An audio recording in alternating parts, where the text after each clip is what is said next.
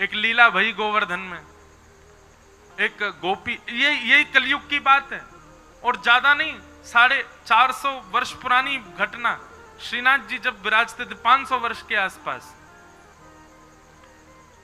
तो सखी कथा सुन करके गई और कथा में व्यास जी बता रहे, बोले लाला घर घर जावे माखन चुरा के आवे, और बोले गोपी नयो नयो नूतन नूतन माखन निकारे ताकि लाला को लोभ आवे चुरावे को। तो वो गोपी अपने घर गई, घर जाकर के वहां माखन मथो, और वो माखन मथते समय हमेशा तो यूं सोचती लाला मेरो खावेगो, मेरो पति खावेगो, मेरी सास खावेगी, सबके काज माखन निकालूं, घी बनाऊंगी। लेकिन आज वो दही मथते मथते मन में विचार कहा कर रही है, काश मेरे यहाँ को निकरो भयो माखन कभी श्रीनाथ जी पावे, और मैं जाकर के नहीं पवाऊं, वो मेरे घर आके पावे। सुबह ने कहा कि मक्खन निकाल करके मटकी में भर के, और मन में विचार करने लगी, बोले अब उनको कहा पता होगी कि मेरे घर मक्खन निकोए, इतना बड़ा संसार, वो तो सबको ध्यान रखें, उनको कहा पता होगी कि मेरे घर में मक्खन धरो है। कोई बात ना, मैं ही बता के आऊं। मक्खन की मटकी संग में लेकर के गई और श्रीनाथ जी के मंदिर में खड़े है के सब तो दर्शन कर रहे हैं, और वो दूर से मक्खन के ऊपर की मटकी को भाग हटाए के ऐसे ठाकुर जी को दिखा रही है, लाला धौरी गैया के दूध को जमाए करके दही बनायो, वाकू मत करके बढ़िया मक्खन निकारो मैंने, आहा ऐसी सुगंधी आ रही है, कोई को ना दूंगी मैं, तेरे काजे निकारो है, तू आजा घर पे आके, या को चोरी कर ले जा, मैं कोई सो ना कहूंगी, तू बस चोरी कर ले जा। और ठाकुर जी को दिखा रही है दूर से मटकी। एक दिन है गयो, ठाकुर जी नहीं आए, दूसरे दिन फिर पहुंच गई, फिर दिखावे ठाकुर जी फिर भी नहीं आए। अब तो वहां को नियम बन गयो, रोज मक्खन निकाले, और बोली मैं हूं देखूं कब तक नहीं आवे को, रोज पहुंच जाए और ठाकुर जी को मक्खन दिखावे। महाराज कल गुरु जी आए ना हमारे, बता रहे एक बात, ठाकुर जी के लार टपकन लगी होठन में से वाक्य मक्खन को देख करके। और वही समय सामने, अब श्रीनाथ जी तो बिल्कुल मूर्तिमंत है कि खड़े हैं, सब दर्शनार्थी दर्शन कर रहे हैं, सामने कीर्तन गा रहे थे श्री कुंभन दास जी। तो कुंभन दास जी भी होंगे यहाँ पे, कहाँ हैं? वो सब तो कोने में है भैया, दिखाई दियो कहीं से दिख जाए तो। कुंभन दास जी, लाला पता हो तो कौन से हैं? वो भैया कैमरा वाले, कौन से कुंभन दास जी? वो हैं कोने वाले सबते, बूढ़े बुजुर्ग से बेचारे। ये कुंभन दास जी कीर्तन गा रहे, और कीर्तन गाते गाते नहीं दिख रहे, ऊपर ते ले ले भैया, सबन को दिखाए दे बड़ी स्क्रीन में। अब यहां देखो सब लोग, जब देखें तब देखियो उन्हें। तो कुंभन दास जी कीर्तन गा रहे, और कीर्तन गाते गाते कहा देखो ठाकुर जी के लार टपक रही है यहाँ पे, और लार टपकती देख के श्री कुंभन दास जी मन में सोचने लगे, हो जय जय को कछु भोजन को मन कर रो दिखे। तो ठाकुर जी इन अष्ट सखाओं से बात करते थे, तो जैसे पर्दा आयो, कुंभन दास जी पर्दा के भीतर झांक के बोले, जय जय कहा भयो, कैसे लार निकल रही है? तो ठाकुर जी बोले, एक गोपी आवे, रोज आवे, और रोज मटका में मक्खन लेके आवे, दूर से मुंह दिखावे, और मुंह को लोभ दे के जावे, तो या को पाके जा, या को पाके जा। देखे कुंभन दास? हाँ भैया अब हटाए तो बस, दिख गए ना। अब सोचो ये कैसे बूढ़े बुजुर्ग से, इनसे ठाकुर जी लीला करते। अब ये पूरी वृत्तांत जो मैं आपको बता रहा हूं ना, यही रास है, इसी को ही रास कहते हैं। हम आप सबन को ठाकुर जी ऐसे ही दिखाई दे रहे हैं, ये रस है, लेकिन कुंभन दास जी को लार में दिखाई दे रहे हैं, ये रास है। हमारे राधा रमन लाल जी वृंदावन में सबन को ऐसे दिखाई दें तो वो रस है, लेकिन कभी कभी प्रसन्न हो जाए तो उनके दो दांत दिखाई दें, वो रास है, वो रास बिहारी ठाकुर जी हैं। ठाकुर जी अपनी लीला थोड़ी थोड़ी प्रकट करने लग जाए, वही को रास कह में। तो कुंभन दास जी बोले, जय जय कहा भयो, कैसे लार निकले? बोले, एक गोपी रोज आवे और मुंह को दूर से ही मक्खन दिखावे, यो के लाला आजा मेरे घर आके चोरी कर जा, और बता मुंह को लोभ दे के जा। भाई यो शर्म नहीं आ रही है, मैं परमात्मा मुंह लोभ दे रही है। कुंभन दास जी बोले, अरे ब्रज के लोग तो बड़े भोरे हुए, जय जय, कोई बात ना है, आप दूर से ही स्वीकार कर ले, को दूर से ना मेरी लार यही मारे निकरी, अब तो मोर खावे कोई मन है रो है। बोले हजारों वर्ष है गए भैया, कृष्ण लीला के बाद चोरी ना करी, मेरो बहुत जोर ते मन है रो है, बाग गोपी के यहाँ चले, चल के चोरी करिया है।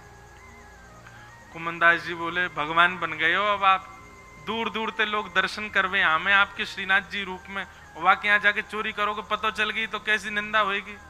ठाकुर जी बोले निंदा कम है हमारी, दुनिया चोर कह के बुलावे, और कहा निंदा होगी।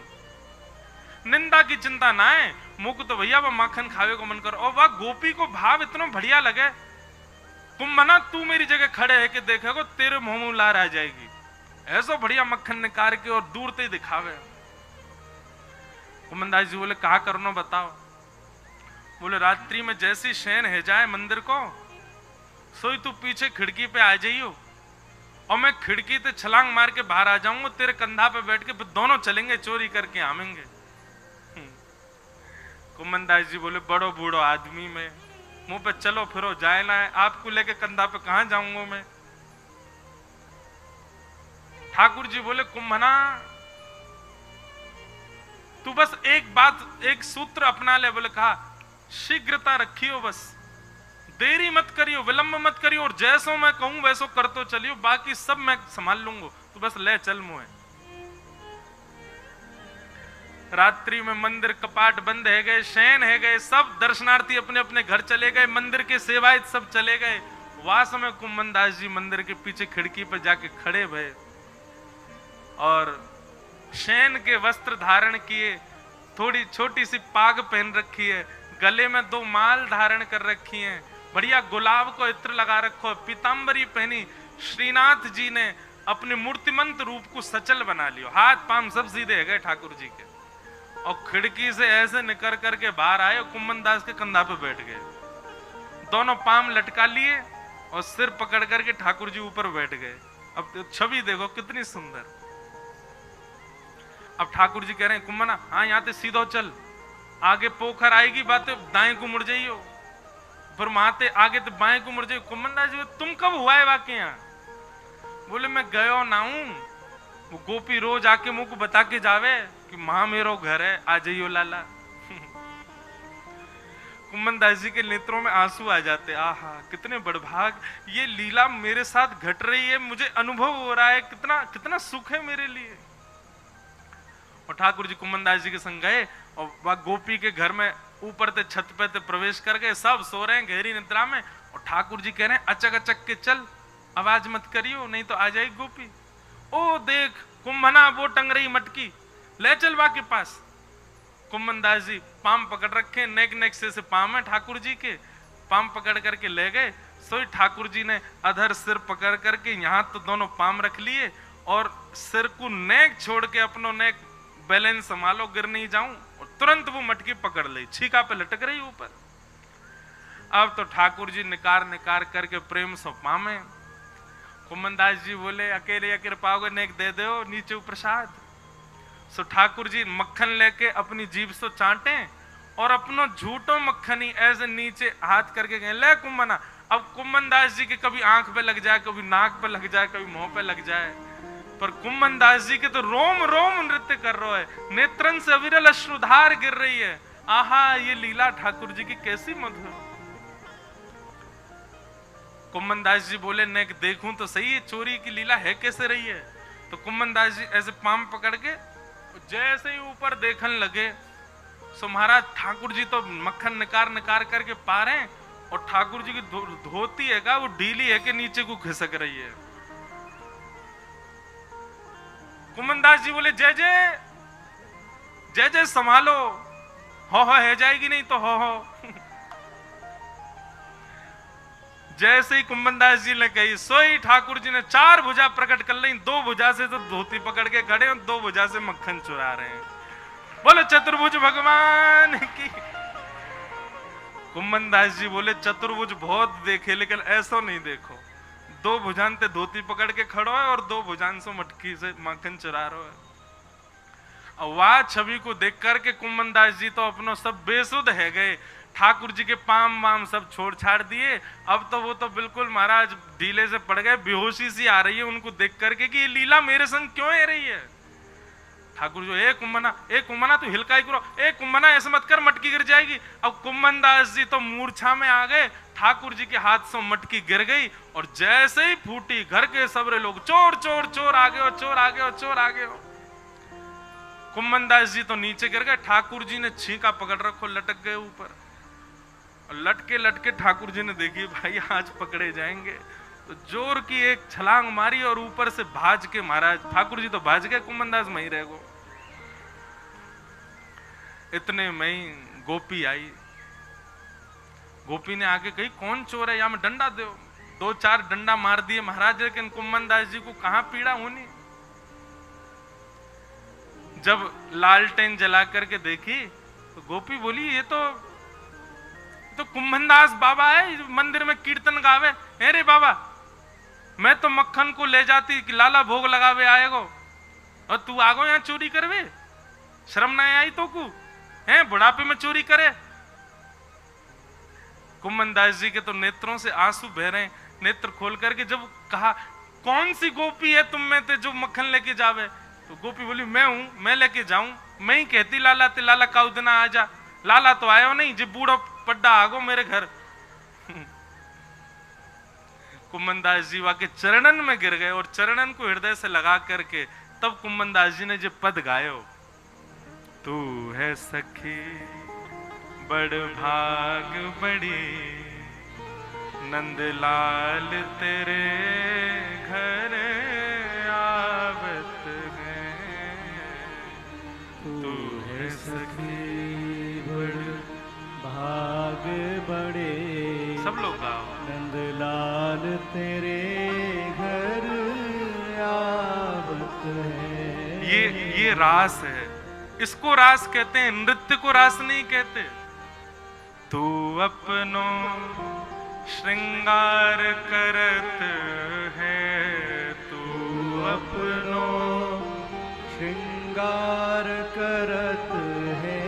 ये दर्पण हाथ दिखावत है, ये दर्पण हाथ दिखावत है।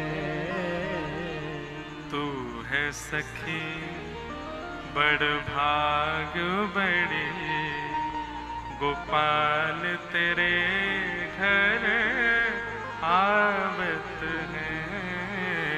तू है सखी बड़ भाग बड़े, गोपाल तेरे घर आवत है। निज कर गूथ सुमन के गजरा, निज कर गूथ सुमन के गजरा। ये अपने ही हाथ पहरावत है, ये अपने ही हाथ पहरावत है। तू है सखी बड़ भाग बड़े, गोपाल तेरे घर आवत है। तू है सखी बड़ भाग बड़े, गोपाल तेरे घर। अरे सखी मैं ना आया हूं तेरे घर चोरी करवे, जाकू तू लोभ दे के आई वही आया हूं मेरे संग में। गोपी बोली सांची कहो बाबा, बोले सांची कह रहा हूं। अरे भैया मैंने दुनिया ते उनके यश सुने पर उनते तेरो यश सुनो। तू कैसे दही मत है, कैसे मक्खन को भरे, कैसे लेकर के जावे, और तू कैसे कैसे अपने घर को पूरा मार्ग बतावे, वो सब ठाकुर जी अपने मुख से मुख को सुना रहे। हर कोई उनको यश गावत, हर कोई उनको यश गावत। सब कोई उनको यश गावत, सब कोई उनको यश गावत पर वे तेरो यश गावत हैं, वे तेरो यश गावत है री। तू है सखी बड़ भाग बड़े, नंदलाल तेरे घर आवत हैं। तू है सखी बड़ भाग बड़े, नंदलाल तेरे घर आवत है। कुंभन दास लाल गिरधर के, कुंभन दास लाल गिरधर के, कुंभन दास लाल गिरधर के, कुंभन दास लाल गिरधर के। ये तो तेरे ही हाथ बिकावत हैं, ये तो तेरे ही हाथ अरे बिकावत है। बड़े बड़े ज्ञानी, बड़े बड़े तपी, बड़े बड़े योगी सन्यासी आके चले गए। जे कोई सो ऐसे ना मिलवे जामे, ये कोई सो ऐसे ना मिले, ये कोई की बात ना सुने, ये कोई की तपस्या स्वीकार ना करें। अरे हजार हजार वर्ष की तपस्या है वे, पर भी एक क्षण के दर्शन हो में। लेकिन तू भूरी भारी सखी, तू पढ़ी लिखी ना है, तू कछु आवे ना है, लेकिन तेरे भोरेपन पर रीच के जगत नियंता जगदाधार तेरे घर माखन खावे आयो। कुंभन दास लाल गिरधर के, कुंभन दास लाल गिरधर के। ये तो तेरे ही हाथ बिकावत हैं, ये तो तेरे ही हाथ बिकावत है री। तू है सखी बड़ भाग बड़े, गोपाल तेरे घर आवत हैं। तू है सखी बड़ भाग बड़े, गोपाल तेरे घर आवत है। बोलो श्री राधा रमण लाल की। तो ये है रास। आपकी भावना से प्रसन्न है करके, आपके भक्ति से प्रसन्न है करके ठाकुर जी आपको वो अधिकार प्रदान कर दें कि उनकी अंतरंग लीला को आपको दर्शन है जाए, तब समझो ये रास है। तो रस से प्रारंभ है हमारी भक्ति। अभी हम रस में स्थित हैं। अभी हम जैसो खवा में ठाकुर जी खा लें, जैसो पहना में पहन लें, जहां ले जाएं वहां चले जाएं, पर यही परिवर्तित है जाए कि ठाकुर जी स्वयं आकर के मुंह को तुझे बना के खवा, मैं तो वो खाऊंगा, मैं तो जे पहनूंगा, मैं तो वहां जाऊंगा, मैं तो यूं करूंगा। इसी को रास कहते हैं। भक्ति की चरमोत्कृष्ट स्थिति को रास कहा जाता है। नृत्य रास नहीं है। तो फिर आप कहोगे फिर नृत्य क्यों होता है सब जगह? यहां पर भी भगवान नाच रहे हैं। भाई जब आप आनंद की सीमा पार कर लोगे ना, तो फिर पैर थिरकने ही लगेंगे, हाथ नृत्य करेंगे। कीर्तन प्रारंभ हो और तब आप सोचो अरे सब नाच रहे मैं नाच लूं, वो नृत्य नहीं। कीर्तन प्रारंभ हुआ और आप चाह रहे हो कि मैं ना उठूं और फिर भी नहीं रोक पाओ और नाचने लग जाओ, वही प्रेम की और आनंद की चरमोत्कृष्ट स्थिति होती है। घर पे ठाकुर जी आ जाएं, घर पे स्वयं चलकर के श्याम सुंदर आ जाएं, तो आनंद में भर के नृत्य ना करोगे? तो ऐसे ही ब्रज गोपियों को ठाकुर जी ने वह सुख प्रदान कर दिया, वह अंतरंग भाव प्रदान कर दिया कि गोपियां आनंद में भर करके झूमने लगी। इसलिए वो रास नृत्य के भाव से दिखने लगा, लेकिन वास्तविक रूप से नृत्य नहीं है रास। तो रास की भूमिका प्रारंभ ऐसे हुए। भगवान पिता रात्रि शरदोत्फुल्ल मल्लिका विक्षरन्तुम मनश्चक्रे योग मायामुपाश्रित। भगवान ने गोपियों को पहले ही आश्वासन दे दिया था कि शरद पूर्णिमा की रात्रि पर हम आपके साथ रास विहार करेंगे। क्यों? क्योंकि ये गोपियां कात्यायनी पूजन के लिए जाती थीं, यमुना स्नान के लिए जाती थीं, और यमुना स्नान कात्यायनी पूजन में फल रूप में भगवान को प्रियतम रूप में मांगती थीं। गोपियों की अवस्था कितनी है? बोले छोटी 6 वर्ष से लेकर के और यशोदा मैया की उम्र तक की सबरी गोपी हैं। कोई एज लिमिट नहीं है, बाउंडेशन नहीं है। छोटी से छोटी गोपी और बड़ी से बड़ी गोपी हैं, और सब ठाकुर जी को एक ही रूप में देखती हैं। क्या? प्रियतम हैं। अरे बड़ी बूढ़ी गोपी जाकू 2 गोपी कंधा दे के लेके आ रही हैं, वो भी ठाकुर जी को प्रियतम रूप में देख रही है। ऐसा ठाकुर जी को स्वरूप है। तो जब चीर हरण कियो भगवान ने, तब भगवान बोले हम सब आपके मन की भावना जाने। तो एक बात आपके मन में कभी आती नहीं, इतनी छोटी गोपी, इतनी बड़ी गोपी, और नेक्स्ट से 6-7 वर्ष के ठाकुर जी को प्रियतम माने। 6-7 वर्ष को बालक अगर यहां बैठो तो वह देखो एक बार, इतने बड़े हैं ठाकुर जी, और उनको कोई प्रियतम कैसे मान सके? 6-7 वर्ष के बालक को तो गोदी में लेके डोलवे को मन करे, वाकु प्रियतम मानवे को मन थोड़ी है सके। लेकिन ठाकुर जी के प्रति प्रियतम बुद्धि प्रकट हो रही है। इसका मतलब क्या है? इसका मतलब ये कि ये गोपियां जानती हैं, न खलु गोपिका नंदनो भवान अखिल देहना अंतरात्म दृक्। गोपियां जानती हैं कि ये सामान्य बालक नहीं है, जगत नियंता जगदाधार त्रिलोकीनाथ श्री कृष्ण हैं, ये साक्षात परमेश्वर हैं, और परब्रह्म रूप जानती हैं, इसीलिए उनके प्रति प्रियतम बुद्धि रख रही हैं। वो जानती हैं कि हम जन्म जन्मांतर से इनकी उपासिका हैं। हम कभी संत बनकर के, कभी तपस्वी बनकर के इनको प्राप्त करने के लिए अपने घर बार छोड़ छोड़ करके हिमालय पर जाकर के बैठे हैं, और उसी का परिणाम कि इस बार हम गोपी बनकर के आई, और ये वही परमात्मा कृष्ण बनकर के आए हैं। वे सब जानती हैं, वो अबोध नहीं है। तभी ठाकुर जी के प्रति उनका वह प्रेम अटूट हो रहा है।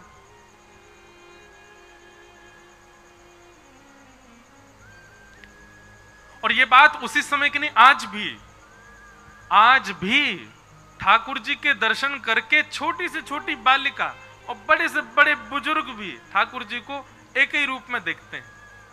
सबको ठाकुर जी अपने प्राण प्रिय प्रियतम ही दिखते हैं। ठाकुर जी का स्वरूप ही ऐसा है। जैसे शरद पूर्णिमा का चंद्रमा उदयमान हुआ, प्रकट हुआ, शरद के चंद्र को देख करके सब गोपियों का मन रूपी मयूर नृत्य करने लगा। ये तो वही तिथि है जिस तिथि का हमको आश्वासन दिया था मिलेंगे। सब गोपियां अलग अलग कार्यों में लगी थी। कोई गौ दोहन कर रही है, कोई श्रृंगार कर रही है, कोई सीरा बना रही है, कोई बालक को सुला रही है, कोई अपने पति के संग बैठी है, कोई सास से बात कर रही है। जिस स्थिति में शरद पूर्णिमा के चंद्रमा को देखा, गोपियों का मन तो अब तन वहां बैठा, मन सबको यूं कर रहा कि ये तो वही तिथि है जिस समय कृष्ण ने हमको बुलाया। लेकिन फिर भी गोपियां प्रतीक्षा कर, अब ठाकुर जी ने बुलाया तो भागना चाहिए सीधे, पूर्णिमा आ गई, शरद पूर्णिमा चलो, पर नहीं। गोपियां हमारी आपकी तरह हैं। भैया कथा है रही है, सबको आनो 4 से 10 सितंबर तक। अब 4 से 10 सितंबर की तिथि आ गई, फिर भी नहीं जा रहे। क्यों? कार्ड आयो, फोन तो आयो ना है अभी तक। एक बार कोई क्लब को मेंबर फोन करके कहे कि भैया आओ तो हम जाएंगे।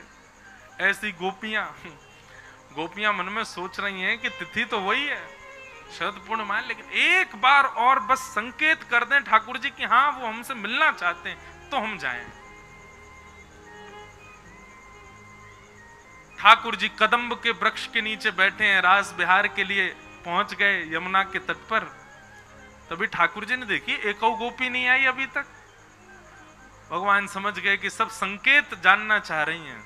तभी ठाकुर जी ने वेणु को अपने अधर पर धारण करके कोमल उंगलियों से जैसी बजाई, कृष्ण प्रेम में उन्मुक्त गोपियों को स्वर जाकर के सुनाई देने लगा।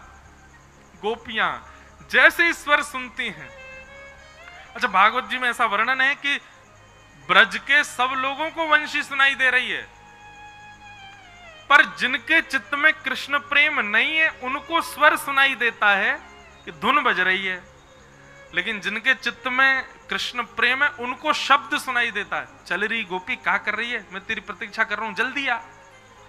मानो कानों में जाकर के ध्वनि बोल रही है, और वह गोपी उसी समय जिस कार्य में वहीं से तुरंत भागती है ठाकुर जी से मिलने। ये भी विचार नहीं कर रही कि मैं जो कार्य में हूं उसको व्यवस्थित तो कर दूं, नहीं, तुरंत दौड़ी है ठाकुर जी से मिलने के लिए। अब यहां पर बहुत विस्तृत वर्णन है उसका। कोई गोपी दूध छोड़ के भागी, कोई गोपी एक आंख में काजल लगा के भागी, कोई गोपी एक चोटी बनाई दूसरी खुले ही बाल है वही में भाग गई, कोई गोपी को आधो श्रृंगार भयो, कोई गोपी ने आंख वाली चीज होठन में लगा ली, होठ वाली आंखन में लगा ली, उल्टो सीधो श्रृंगार कर लियो। कोई को भी अपनी सुध नहीं है, बेसुध होकर के गोपियां भाग रही हैं। अस्त व्यस्त वस्त्र हैं, अस्त व्यस्त स्वरूप है, अस्त व्यस्त केश हैं। अगर उन गोपियों का उस समय दर्शन किया जाए तो उनकी रूह कैसी बन के आई है। कई लोग जानबूझ के अस्त व्यस्त बन के घूमते हैं, जानबूझ के नहीं, ठाकुर जी की स्मृति में बेसुध होके अस्त व्यस्त हो जाओ, वो बात अलग है। जैसे चश्मा सिर पे लगाओ, पूरे घर में ढूंढ रहे हैं कहाँ है चश्मा, ना मिल लो मेरे चश्मा, ना मिल लो मेरे चश्मा, कहाँ चलोगो, अरे तेने देखो का ऊपर, अरे मैं तो भूल ही गए हो। ऐसी स्थिति में कभी बेसुध होकर के यदि श्रृंगार वस्त्र अस्त व्यस्त ठाकुर जी के लिए है जाएं, तो समझो कि प्रेम की एक स्थिति में आप आ गए हो। वृंदावन को तो हाल कछु और ही है गो है। वृंदावन में तो और बंठन के डोले सबरे, गोपी बने बने डोले। भैया एक बात हमारी बहुत ध्यान से सुनियो, ब्रजवासीन को भी और वृंदावन आवे वाले इनको भी बहुत बहुत सरल बन के रहना चाहिए, ज्यादा श्रृंगार बन करके नहीं। श्रृंगार को अधिकार तो केवल प्रिया प्रियतम को ही है, श्रृंगार को अधिकार बिहारी जी को है, राधा रमन जी को, राधा वल्लभ जी को। अब बिहारी जी ने उतना श्रृंगार ना क्यों जितना श्रृंगार करके दर्शनार्थी डोल रहे हैं। अरे भैया मेरो भाव तो ऐसो के कि वृंदावन में तो ऐसे बन के घूमो, सरल सहज, बिल्कुल कोई ज्यादा रूप और वस्त्रन में कोई ज्यादा चमक धमक हो ही नहीं। आपकी सरलता देख करके काउदना ठाकुर जी के मन में आ जाए, चल आ यहाँ पे तेरा श्रृंगार तो मैं करूंगा। अपनो श्रृंगार अपने हाथ से काई को करनो है, ठाकुर जी को अधिकार दो ना अपने श्रृंगार को। काउदना ठाकुर जी को दया आ जाए, अरे बेचारो ऐसो ही डोले, चल यहाँ को श्रृंगार मैं कर दूं। कौन को कियो पता हो वृंदावन मथुरा में? कुब्जा, कुब्जा को श्रृंगार कियो ठाकुर जी ने। तो भैया श्रृंगार काउदना ठाकुर जी कर जाए। मीराबाई को श्रृंगार कियो ठाकुर जी ने, मीरा चरित्र सुनो। सब गोपियां पहुंच गई अस्त व्यस्त। भगवान ने जैसी वंशी अधर से हटाई। अब बीच में यहां पे परीक्षित जी के मन में प्रश्न आ गया। परीक्षित जी बोलने लगे, हे सुकाचार्य जी, ये सब गोपियां भगवान के पास दौड़ करके गई हैं,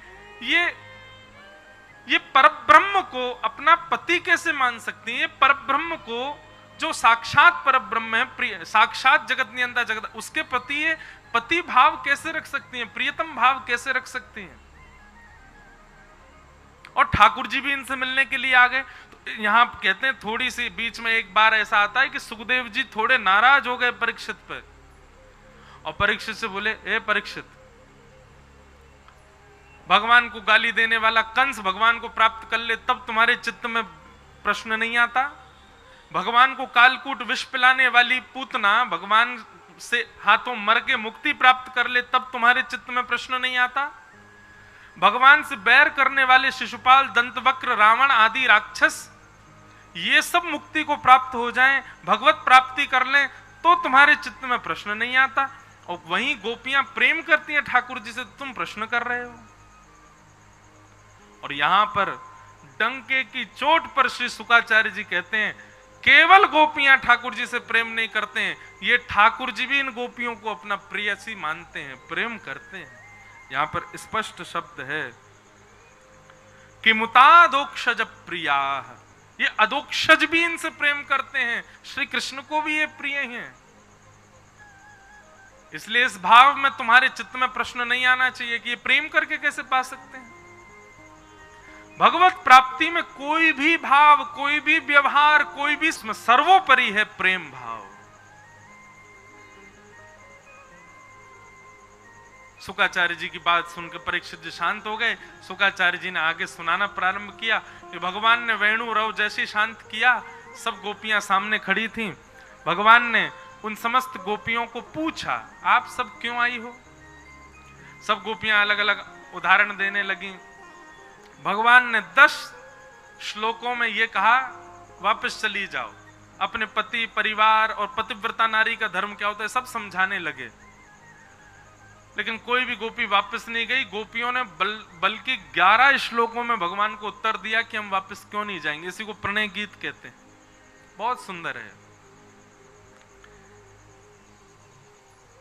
अंतिम श्लोक में गोपियां कहती हैं, चित्तम सुखेन भवता पहितम ग्रहेषु यन्ने विसस्त्यतु करावपि गृह्य कृत्ये पादौ पदं न चलतस्तव पादमूला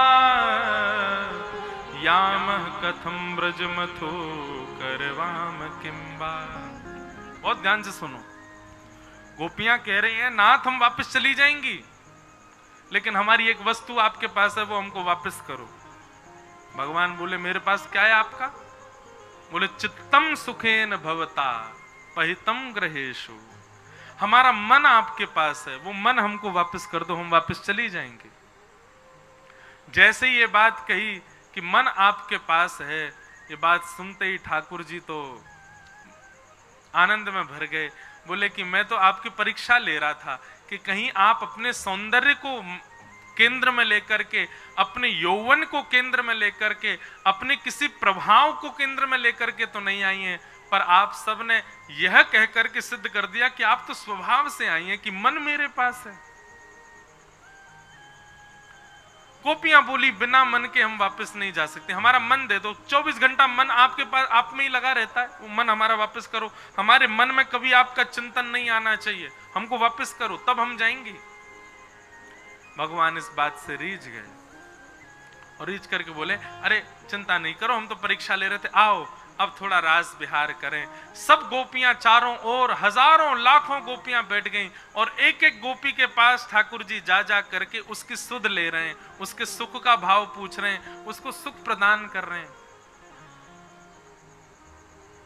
अब सब गोपियों को ठाकुर जी जब मिलने लगे, सावधानी से सुनो, तो गोपियों के चित्त में वही भाव आ गया जो नहीं आना चाहिए था, मान।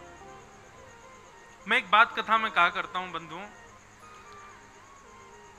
हम ठाकुर जी की इतनी सेवा करते हैं। ये देखो गोपाल जी क्या थाट में विराजते हैं, हमारे गधरलाल जी कल पधारे, क्या आनंद में विराजते हैं। सब प्रस्तुत करते हैं ठाकुर जी को जितना अच्छे से अच्छा। वैसे तो कुछ भी नहीं है ये, लेकिन फिर भी हम अपनी तरफ से जितना हो सके प्रस्तुत करते हैं। तो ठाकुर जी को हम पे एक दया आनी चाहिए ना, बेचारो इतनी सेवा कर रहे हो, तो नेक तो या से बात करूं, नेक तो या के सामने हाथ पांव सीधे कर लूं, नेक तो सहज रह जाऊं। ठाकुर जी हमारी सेवा से सहज क्यों नहीं होते? ठाकुर जी हमारी सेवा से प्रसन्न होकर के कभी कोई लीला क्यों नहीं दिखाते हमको? मैं कैसे कैसे भक्तों को जानता हूं, 24 घंटा नेत्रों से अश्रुपात होता रहता है, ऐसे ऐसे भाव उनके चित्त में, फिर भी ठाकुर जी लीला का दर्शन नहीं कराते। क्यों? क्योंकि ठाकुर जी को हमारी चिंता है, और वो चिंता इस भाव से है कि अभी तो इसका प्रेम सुदृढ़ है, कहीं मैंने कोई लीला का अनुभव करा दिया तो कहीं इसके चित्त में मान ना हो जाए कि देखो मेरी सेवा से ठाकुर जी प्रसन्न होके लीला दर्शन करा रहे हैं। ठाकुर जी को मान प्रिय नहीं है, इसलिए हम सबकी मान की रक्षा के लिए ठाकुर जी ऐसे ही खड़े हुए हैं, हिलते डुलते भी नहीं, बेचारे हाथ भी सीधो ना करें, यूं ही खड़े रहे। हम सबकी मान की रक्षा के लिए ठाकुर जी ऐसे ही खड़े रहते हैं। और बल्कि ये वाला स्वरूप तो भैया सबसे ज्यादा श्रम करे। आप लोग भी घुटमुन तो बैठ सकते हो, पर एक हाथ ऊपर उठा के फिर यूं खड़े रहो, नीचे सपोर्ट नहीं हो, कितनो कठिन है। सबसे कठिन योग आसन तो यही कर रहे हैं यूं। 3 व्हीलर ठाकुर जी, 3 पांव में इनके बस। कभी कभी चलते होंगे तो कैसे लगते होंगे, ये मक्खन हारो हाथ यूं ही रहे इनको, तो या कोनी ते नीचे टेक करके फिर चले ठाकुर जी यूं। सूरदास जी वर्णन करते हैं, शोभित कर नवनीत लिए गुटरुन चलत रेनु तन मंडित गो रोचन तिलक किए। तो ठाकुर जी क्यों ऐसे रहते हैं, क्यों सहज नहीं होते, कहीं हमको मान ना हो जाए।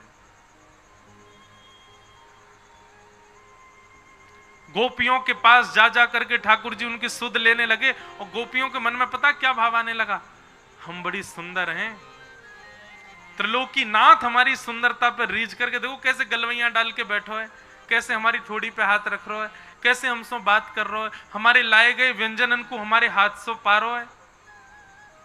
भगवान बोले ये तो वही हो गया जो नहीं होना था, मान आ रहा है। और जैसे ही मान आया, समस्त गोपियों के बीच से ठाकुर जी अंतर ध्यान हो गए। बंधुओं, हमारे साथ तो अधिकतर ऐसा होता है कि मंदिर में कहीं जाएं तो पुजारी जी आगे बुला लेंगे, यहाँ आओ, सोई माला दे देंगे, ठाकुर जी की बीड़ा दे देंगे, प्रसाद दे देंगे। राधारमण जी में भी ऐसे ही हो गए, सब जगह हो गए।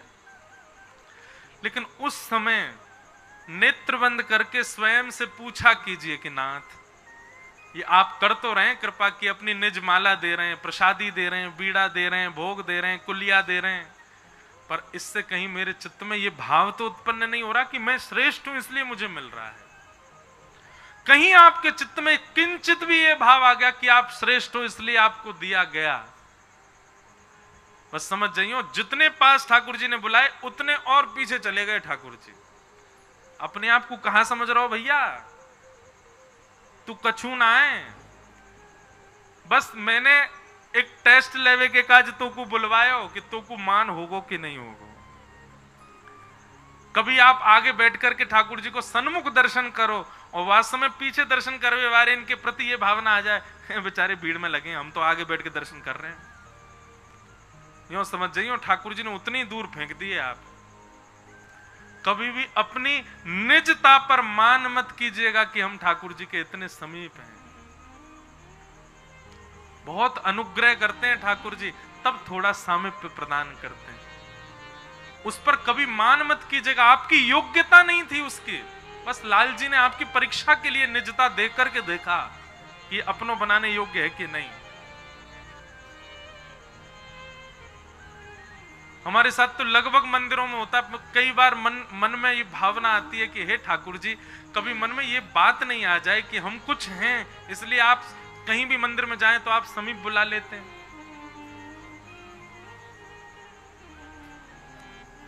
नहीं तो गोपियों की भांति ठाकुर जी अंतर ध्यान हो जाएंगे। समस्त गोपियों के बीच से ठाकुर जी अंतर ध्यान हो गए। अर्धरात्रि का समय, घर छोड़ छोड़ करके गोप रहे हैं, भ्रमण करते करते जड़ से, पत्थर से, तुलसी से, वृक्षों से पूछ रही हैं हमारे श्याम सुंदर कहां है। रुदन करते करते यमुना जी के तट पर जैसे ही पहुंची, तभी वहां तप्त कांचन गौरांगी श्री राधे वृंदावनेश्वरी किशोरी जी का दर्शन हुआ। चरणों में गिर करके रुदन करने लगी, प्रार्थना करने लगी, हे किशोरी जी, हमसे क्या भूल हो गई, ठाकुर जी हमें छोड़ के क्यों चले गए।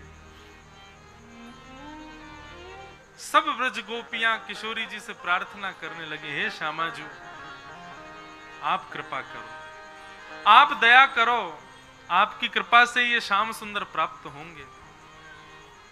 और किशोरी जी ने कृपा की, तब गोपियों ने गोपी गीत गाया। जयति तेधिकं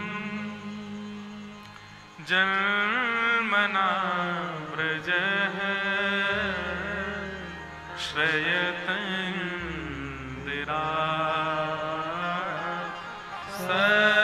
सस्वदत्तहि। इसके अनेक भाव संतजन बताते हैं। हमारे चित्त में एक भाव आता है कि गोपियां कह रही हैं, हे कन्हैया, ते जन्मना ब्रजम अधिकम जयति, आप जरूर ही परब्रह्म हैं, इसीलिए अपने परब्रह्म भाव को चिंतन में लेकर के आप हमको सामान्य गोपी मान करके अंतर्ध्यान हो गए हो। आप स्वामी हो, आप नाथ हो, इस भाव को चित्त में धारण करके आप अंतर्ध्यान हो गए हो। पर याद रहे कन्हैया, आप स्वामी हो, आप नाथ हो, आप परब्रह्म हो, आप भगवान हो, पर आप सर्व प्रिय इसलिए हो क्योंकि आप ब्रज में जन्मे हो।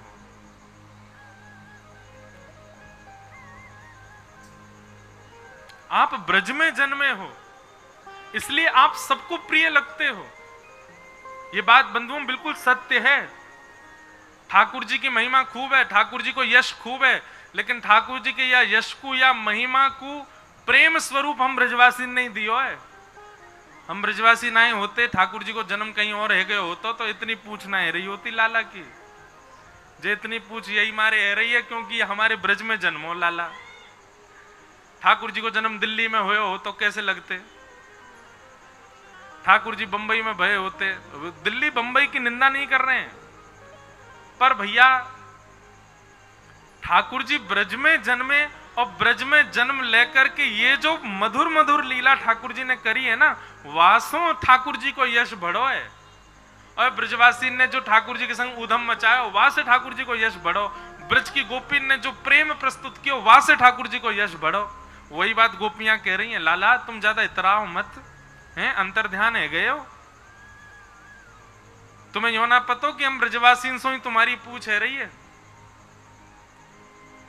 प्रेम को प्रमुख यही वृंदावन धाम, प्रेम ही ते पायो श्याम रसिया ने नाम।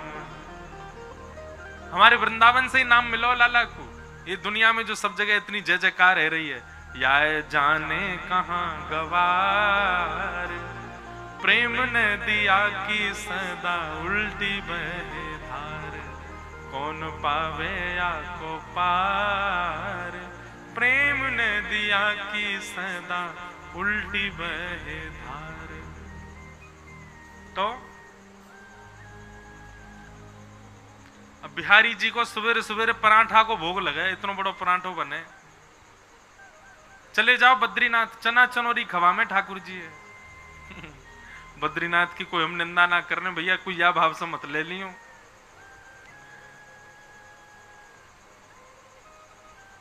राधा रमन जी में शयन आरती होती है, एक गोस्वामी जी खड़े है कि वंशी बजा में ठाकुर जी को मधुर मधुर राग सुना में तब सो में। और कहीं होवे ऐसी सेवा तो ब्रज में ही होवे। हमारे श्री राधा वल्लभ जी में रोज ब्याह होवे ठाकुर जी को।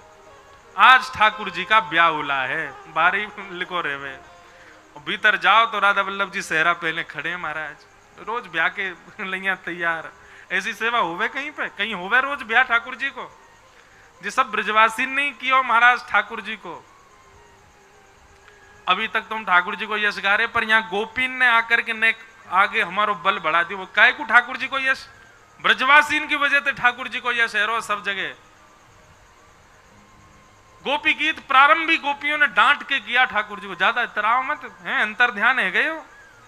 हम ब्रजवासीन से ही तुम्हारी पूछ है रही हो, हम ब्रजवासीन को ही छोड़ के चले गए। हर एक पद में गोपियां थोड़ी रोष में आती हैं, अगले पद में ने थोड़ी शांत हो जाती हैं। हे कन्हैया आप तो शरदुदास साधु जात सरसी जो दर श्री मुषादृशा सूरत नाथ ते अशुल्क दासिका वरदनेक न तो नेह किम बद। दूसरे श्लोक में हम तो आपकी अशुल्क दासी हैं, हम ते लाला जो सेवा कराओ करवा लियो, एक रुपया मत दियो, हम तो आपकी बिना मोल की दासी हैं लाला। हमें या तरीका से अकेले छोड़ के मत जाओ कन्हैया। और एक गोपी बोली, अरे कन्हैया मुझको एक बात बता जा बस आके, तेने हमको इंद्र के कोप से क्यों बचायो, गिरिराज पर्वत क्यों धारण कियो, हमारे प्राणन की रक्षा क्यों करी, मरण देते वादना, इतनी वर्षा भई सब डूब जाते, फिर कालिया नाग को मार करके भगा दियो, वहां हमारी रक्षा करी, 2 बार अग्नि लगी, दोनों बार अग्नि को पान करके हमारी रक्षा करी, और जब इतनी जगह हमारी रक्षा करी प्राणन की, तो आज हमको अकेले छोड़ के चले गए, ऐसे हमारे प्राण को हरण क्यों कर रहे हो, नेह किम बदा, जब इतनी जगह हमारी रक्षा करी तो आज हमको अकेले छोड़ के क्यों चले गए श्याम सुंदर, क्या ये वध नहीं कर रहे आप हमारा, अबला नारियों को रात्रि में अकेले वन में छोड़ करके आप चले गए। इस प्रकार गोपियां सब ठाकुर जी को पुकार रही हैं, और पूरा गोपी गीत तो सबको याद ही है, ब्रजवासी को तो याद होना ही चाहिए, नहीं है तो कल जमुना जी में जाकर के 11 डुबकी लगाओ, और 11 डुबकी लगा के नियम धारण करो कि अब से रोज गोपी गीत को पाठ करो। कहा बताएं भैया, हमारे ब्रजवासी बड़े बिगड़ते जा रहे हैं सबरे, सबन को काउ देना बैठ के अच्छे से अब ही समझा रहे हैं, काउ देना कहा समझाएंगे, माने तो बढ़िया सौभाग्य भैया हमारा हम ब्रज में, गोपी गीत रोज सुनाए करो अपने लाला को। तो गोपी ने गोपी गीत गायो, और गोपी गीत गावे के बाद जैसे ही रुदन करनो प्रारंभ किया, एक बात हमेशा याद रखना बंधु, कभी मंदिर में जाके कथा सुन करके, ठाकुर जी की लीला सुन के, ठाकुर जी को देख करके यदि नेत्र सजल हो जाते हैं, नेत्रों से अश्रु आता है, तो समझ जाइयो कि ठाकुर जी आपको छू रहे हैं, यही हमारे नेत्रन से आंसू आ रहे हैं, ठाकुर जी को किसी ना किसी रूप से आपको स्पर्श किया है ठाकुर जी ने, इसीलिए आपके चित्त में भाव उमड़ रहे हैं। ये नेत्र सजल होनो, भाव होनो, सेवा में जाकर के बेसुध होनो, ये सब ठाकुर जी के अनुभव को प्रतीक है। एक ब्रजवासी आयो परसों तरसों मिलवे गोवर्धन सो, और मुझसे आके बोलो महाराज जी मैं रोज गिरिराज जी परिक्रमा लगावे जाऊं, और गिरिराज जी परिक्रमा में 4 से 5 घंटा लगने चाहिए, पर मुंह को 8-9 घंटा लग जाए। मैंने काहे को, बोले चलते चलते पता ना कहा है जाए, वहीं बैठ के मैं रोने लग जाऊं, इतनी याद आवे ठाकुर जी की, अब तो या मारे मैंने परिक्रमा में जानो ही बंद कर दियो, 8-8 घंटा लग जाए मुंह को परिक्रमा लगावे में। मेरो मन तो क्यों वाकू हृदय से लगा लूं, भैया तू कितनो सौभाग्यशाली, दुनिया के लोग डिस्को बजाते हुए परिक्रमा करें गिरिराज जी की, उछल कूद कर रहे हैं, नाच रहे हैं, वहीं पे खा रहे हैं, वहीं उल्टो सीधो सब कर रहे हैं, और एक असली विधा कि बीच बीच में हरि चिंतन करके नेत्र सजल है रहे, भाव आ रहा है, ठाकुर जी की याद आ रही है। अरे भैया ये जितने आचार्य गोस्वामी हमारे यहाँ भये, चाहे वो श्रीमद वल्लभाचार्य जी महाराज हो, स्वामी श्री हरदास जी महाराज हो, चैतन्य महाप्रभु हो, इन लोगों की स्थिति ऐसी, ये जब भी परिक्रमा के लिए जाते वृंदावन और गोवर्धन की, कितनों समय निकल जातो कोई पता नहीं, क्यों, जहां वृक्ष दिखते वृक्षन को लिपट करके वहीं रुदन करने लगते, चलते चलते ऐसा भाव आ जातो कि ठाकुर जी भी यहीं चल रहे होंगे, अनावृत चरणन से चल रहे होंगे, वहीं रोने लग जाते। या फिर ऐसी स्थिति आज के युग में रही हमारे पूज्य श्री पंडित गया प्रसाद जी महाराज की, उनकी भी ऐसी स्थिति थी, वो भी गिरिराज जी परिक्रमा जाते रोने लग जाते। कोई कहते बाबा काय को रो रहे हो, बोले मैं तो या मार रो रहा हूं, इतनी जोर की धूप पड़ रही है, रज ऐसी तप रही है, और मुंह पता हो ये नंद को लाला माने गो नहीं, गैया चरावे यही धूप में ही जावे, वहां के पामन में गर्मी लग जाती होगी, या भाव से रो रहे हैं। कभी कहीं बहुत सारो कूड़ो करकट देखते तो रोने लग जाते, और मन में विचार करते जे छोरा माने ना है, ऐसे ही सबरो कूड़ो फेंक जाए, और फिर यही में पाम धरेगो, कोई कांटो लग जाएगो, फिर रोतो रोतो यशोदा मैया पास जाएगो, ऐसे अपने आप ही भाव उत्पन्न होते और रुदन करते। हम लोग अभी इस स्थिति में आ ही नहीं सकते। हम एक बात पुनः कह दें, भक्ति में विरह यदि होता है तो समझो आपकी भक्ति स्वीकार है, और जिस भक्ति में विरह नहीं है, जिस व्यक्ति में कभी व्याकुलता नहीं, जिस भक्ति में कभी घबराहट इस भाव से नहीं हुई कि हमको ठाकुर जी के दर्शन क्यों नहीं हो रहे, दुर्भाग्य है हमारा।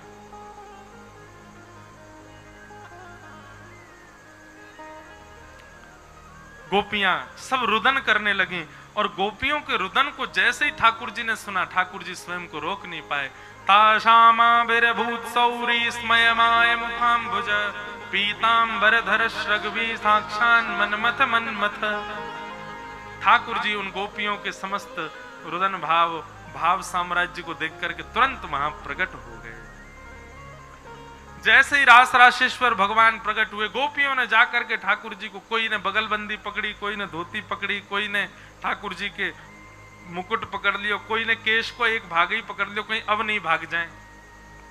और सब गोपीन के या प्रेम भाव को देख करके ठाकुर जी बोले, हम तो आपके प्रेम को पुष्ट करवे गए और आप सबके चित्त में जो मान हतो वह मान को नष्ट करवे गए। गोपी बोली, आपको कैसे पता चली कि हमारे चित्त को मान खत्म है क्यों? भगवान बोले, अश्रु उसी के ही आते हैं जिसके चित्त में मान नहीं होता। माननीय व्यक्ति, अभिमानी व्यक्ति कभी रो नहीं सकता, वो भी कृष्ण विरह में नहीं रो सकता।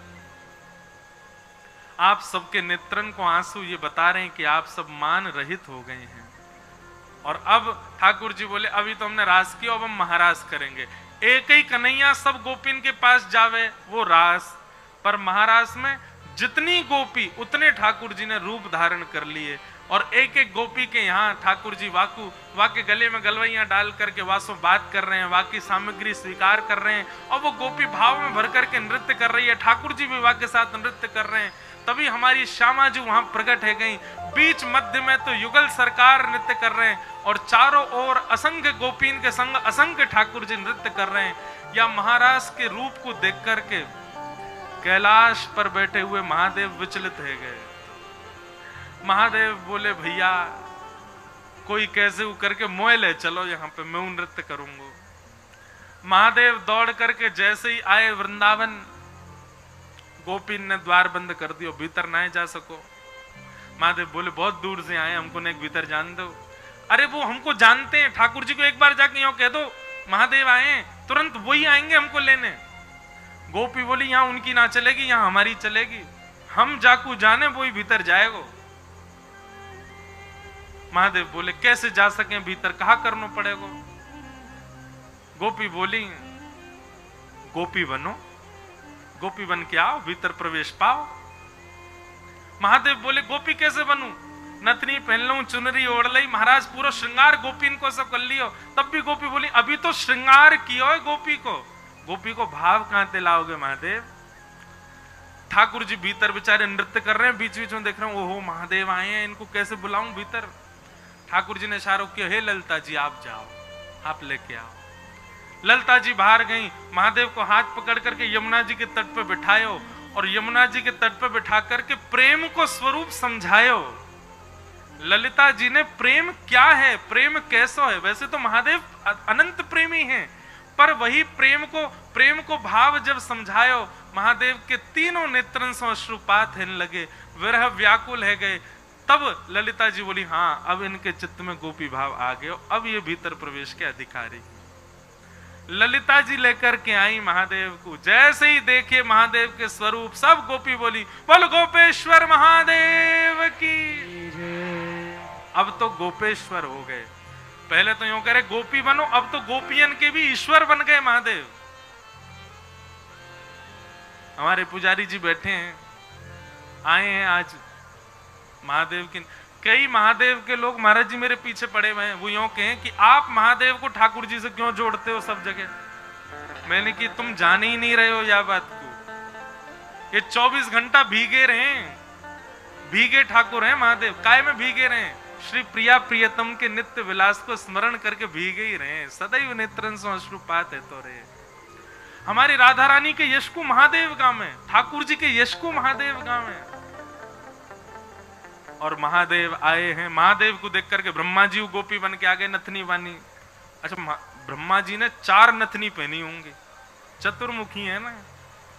ब्रह्मा जी आए, इंद्र आयो, चंद्रमा आए, सूरज आए, सभी देवी देवता गोपी बन बन करके आ गए। और यमुना के तट पर महारास भयो है। ऐसा रास है रो महाराज, पूरे वृंदावन में सब नाच रहे हैं। देवता भी नृत्य कर रहे हैं, ऋषि भी नृत्य कर रहे हैं, सब जीव वंचर भी नृत्य कर रहे हैं, यमुना जी भी नृत्य कर रही हैं, गंगा जी भी नृत्य कर रहे हैं, ब्रजमंडल के सब वृक्ष चैतन्य है करके नृत्य कर रहे हैं, सब आनंद में भर गए हैं। जल्दी से बैठ जाओ सब लोग, जहां खड़े हो वहीं बैठ जाओ। देखो, रास केवल और केवल गोपियों के साथ नहीं किया ठाकुर जी ने। ठाकुर जी पशु पक्षी वृक्ष सबके साथ रास विहार कर रहे हैं, सबको सुख प्रदान कर रहे हैं। पूरे चराचर ब्रजमंडल के एक एक कण के साथ ठाकुर जी ने रास विहार किया, इसलिए सब नृत्य कर रहे हैं। उस नृत्य में हमको भी अंश मिले, इसलिए देवता भी यहां पर बन बन करके रूप धारण कर करके सब आ गए और ठाकुर जी ने सबके साथ रास विहार किया।